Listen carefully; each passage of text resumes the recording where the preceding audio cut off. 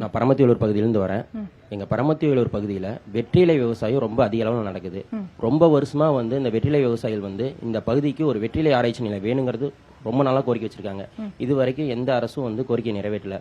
வரக்கூடிய அரசுனாவது எங்க பகுதியில ஒரு வெற்றிலை ஆராய்ச்சி நிலையத்தை கொண்டு வரணுங்கிறது எங்களோட கோரிக்கையா இருக்குங்கம்மா. அடுத்து இந்த நாமக்கல் மாவட்டத்தை பொறுத்த வரைக்கும் பரவலாவே தர்பூசணி நிறைய பேர் இன்னைக்கு சாகுபடி பண்றாங்க.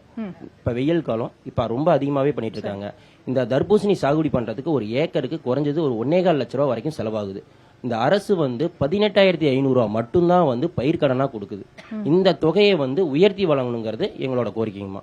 அடுத்தது நாமக்கல் மாவட்டத்தையும் ஈரோடு மாவட்டத்தையும் இணைக்கக்கூடிய அளவுல பிலிக்கல்பாளையம் டு கொடுமுடி வரைக்கும் காவேரி ஆற்றுல ஒரு உயர்மட்ட பாலம் வேணுங்கிறது எங்க பகுதி மக்களோட நீண்ட நாள் கோரிக்கை. பரமத்திவேலூர் பகுதி மக்களோட நீண்ட நாள் கோரிக்கை.